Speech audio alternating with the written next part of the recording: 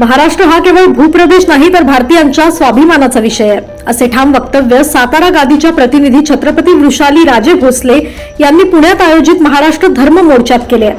एनसीईआरटीच्या हिंदी आणि इंग्रजी माध्यमाच्या पुस्तकांतून मराठा साम्राज्याचा नकाशा वगळण्यात आल्याच्या निषेधार्थ पुण्यात भव्य मोर्चा काढण्यात आला.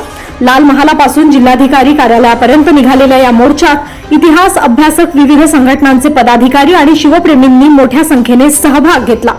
यावेळी बोलताना छत्रपती वृषाली राजे भोसले म्हणाल्या की छत्रपती शिवाजी महाराजांचे कर्तृत्व, छत्रपती संभाजी महाराजांचे बलिदान आणि मावळ्यांच्या त्यागातून उभे राहिलेले मराठा साम्राज्य हे देशासाठी प्रेरणादायी आहे. यामुळे मराठा साम्राज्याचा नकाशा एनसीईआरटीच्या पुस्तकांमध्ये पुन्हा समाविष्ट करण्यात यावा.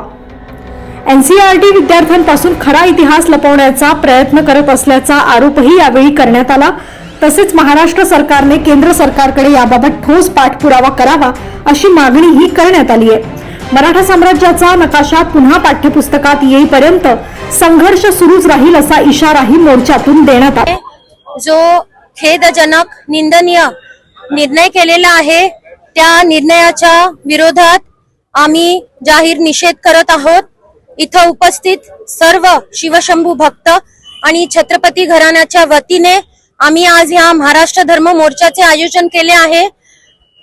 मी आज आपल्या समोर कुठल्याही पक्षातर्फे का धर्मातर्फे का कुठल्याही संघटनेची अध्यक्ष म्हणून उभी नाहीये, तर निव्वळ छत्रपती घराण्याची लेक म्हणून इथं उभी आहे आणि समस्त शिवशंभू भक्तांच्या वतीने इथे उभी आहे. आज छत्रपती शिवाजी महाराजांचा इतिहास हा जपला गेला पाहिजे. तो जो वगळण्याचा दुष्कृत्य एनसीईआरटीने केलेला आहे, आमची आत्ताच जिल्हाधिकाऱ्यांना ही कळकळीची विनंती होती की आम्ही सर्व पुरावे, मराठा साम्राज्याचा विस्तार तंजावर ते पेशावर आणि 18व्या शतकात तो कालखंड तो होता जेव्हा मराठ्यांनी राष्ट्र रक्षण दिलेले आहे.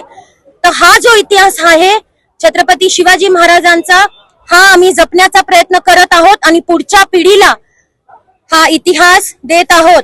आज एनसीईआरटीच्या खाली एक 27,000 शाळा येतात, किंबहुना जरी 40 विद्यार्थी एका वर्गात आपण धरले तर 11 लाख नॉन मराठा विद्यार्थ्यांचा चुकीचा इतिहास शिकवला जात आहे आणि सत्य इतिहास लपवला जात आहे.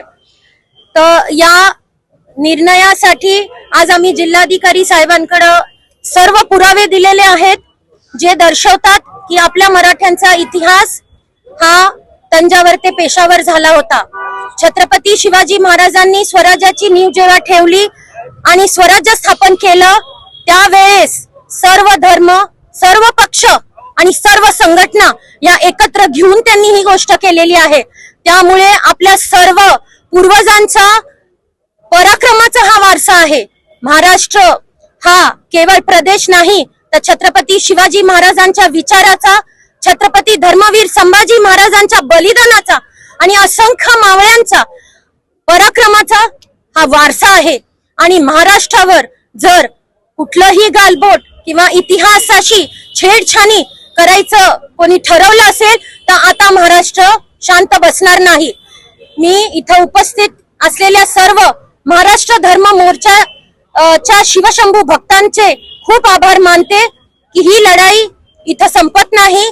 जोपर्यंत तो नकाशा पुस्तकात पुनर्स्थापित होत नाही तोपर्यंत हा महाराष्ट्राचा एकजुटीचा आवाज दिल्लीपर्यंत पोहोचत राहणार आणि आम्ही प्रवृत्त करणार की त्यांनी परत तो नकाशा त्या पुस्तकात पुनर्स्थापित केला पाहिजे. जय शिवराय. छत्रपती शिवाजी महाराजांचा जो इतिहास आहे आणि मराठा साम्राज्याचा जो नकाशा आहे, ही एक ऐतिहासिक सत्य गोष्ट आहे. आणि मराठ्यांचा इतिहास वगळला तर हिंदुस्थानला स्वातंत्र्य मिळालंच नसतं, ही वस्तुस्थिती आहे. स्वातंत्र्यवीर सावरकर म्हणायचे, महाराष्ट्र हा हिंदुस्थानचा खडगहस्त आहे.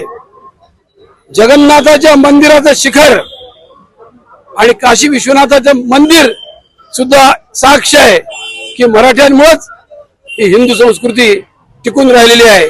अहिल्यादेवी होळकर आणि रघुजी भोसले या दोघांनी, या दोन महापुरुषांनी ही मंदिरं पुनर्स्थापित केलेली आहेत. ही सगळी छत्रपती शिवाजी महाराजांची पुण्याई आहे. महाजी शिंदेंनी संपूर्ण हिंदुस्थानभर गो हत्या बंदीचं फरमान जारी केलं होतं आणि दिल्लीच्या लाल किल्ल्यावर मोगलांच्या एकेकाळच्या राजधानीवर भगवा झेंडा फडकवला होता. हा मराठ्यांचा इतिहास कोणी पुसू शकत नाही. NCERT-ने हे पाप केलेलं आहे, त्यांनी त्याची दुरुस्ती करावी, नाही तर कालांतराने NCERT-चं अस्तित्व संपून जाईल.